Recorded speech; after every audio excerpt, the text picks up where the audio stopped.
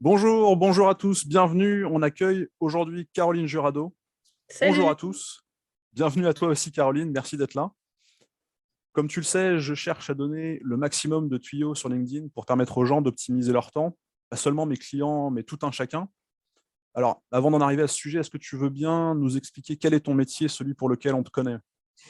Oui, tout à fait. Je dirige un média qui s'appelle Les Cryptos de Caro.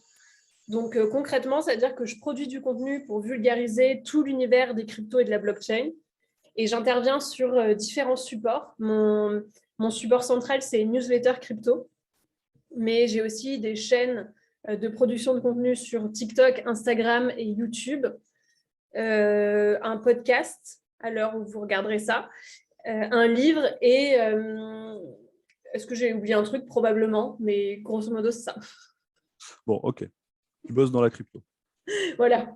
Est-ce que ce métier qui commence à prendre une certaine ampleur quand même aujourd'hui te laisse le temps pour vivre des passions qui n'ont aucun rapport avec cet univers-là aujourd'hui?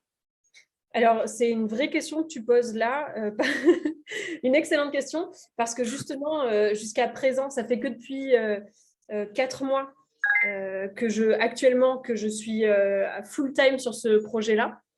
Et j'ai jamais pensé à structurer mon entreprise et mon business. Je faisais un petit peu au fur et à mesure.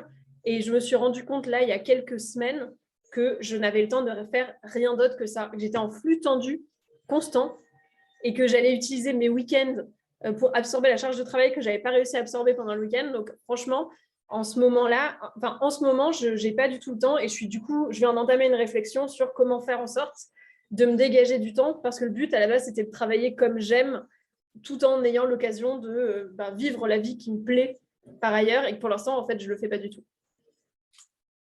Bon, c'est intéressant. Ça veut dire qu'il y a des sujets que tu n'as pas pu mettre en place aujourd'hui, mais ces sujets existent. Donc, qu'est-ce que ce seraient ces sujets-là? Sur quoi tu aimerais passer du temps? Alors, concrètement, j'ai pas une passion sur laquelle j'aimerais passer du temps, mais j'ai un idéal de vie. J'aimerais, tu vois, pouvoir aller me dire que le lundi matin, je vais aller boire mon café en terrasse et lire un bouquin, que si jamais j'ai une amie qui est de passage à Paris, je peux passer du temps avec elle, que je peux m'arrêter à tout moment pour faire des puzzles, parce que ça m'aide à me libérer l'esprit. Vraiment, j'ai un espèce d'idéal de vie de produire du contenu de manière intense, exploiter ce que je vis pour pouvoir faire mon métier, mais avoir une vie qui est très douce et de prendre le temps de me refaire un café en regardant la vue le matin sans que ça soit une prise de tête. C'est plutôt ça mon rêve, quoi. Alors, avec justement cette expérience un petit peu de transition que tu as vécue, Mm. et pour faire le lien avec ce qu'on vient de dire, quel serait, je ne vais pas parler de secret ou de méthode comme je le fais d'habitude, mais plutôt quel serait le conseil que tu pourrais donner à des personnes qui entament cette phase de transition Mm. pour les aider à mieux appréhender ce que ça implique pour eux et de telle sorte qu'ils soient un peu plus sereins dans cette phase de transition-là. Qu'est-ce que tu pourrais leur proposer comme réflexion ou comme conseil?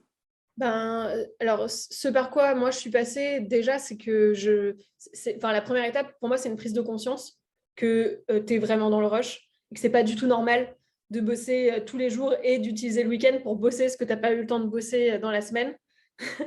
Il y a vraiment ce sujet-là. Je pense qu'il y a aussi une grosse prise de conscience à avoir sur les temps où les temps où tu n'as pas l'impression de travailler, mais en fait, tu es quand même dans ton travail.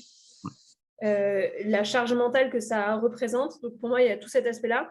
Et dans mon cas, comment ça se manifeste? Puisque mon métier, c'est beaucoup de production de contenu, ce dont je me rends compte, c'est que la liberté pour moi, c'est avoir de l'avance.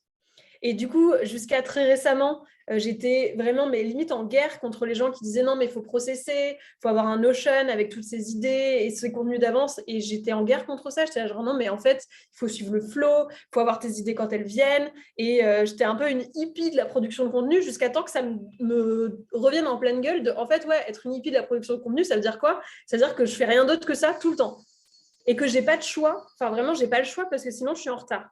Donc, pour moi, c'est juste accepter que à des moments de ta création de boîte, processer, c'est ça la nouvelle liberté, quoi. Alors que ça me semblait être une privation de liberté à l'époque, c'est de prendre des vrais temps de recul pour me dire, OK, qu'est-ce qui marche dans mon contenu? Comment est-ce que je peux en tirer un filon qui est reproductible et comment est-ce que je peux exploiter ça pour que ma production de contenu soit plus rapide, que je puisse prendre de l'avance et donc me C'est ça. libérer pour le reste. C'est un C'est ça. peu c'est ces sujets-là que je recommande, mais c'est vrai que ça vaut plus pour les producteurs de contenu que pour les autres, parce que c'est ça que je vis moi.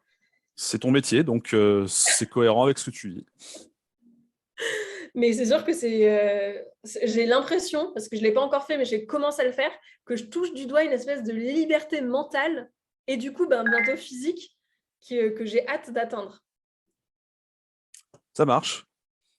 Caroline, merci de ta visite parmi nous. Merci pour ces éléments qui, j'espère, alimenteront la réflexion des personnes qui vont nous regarder.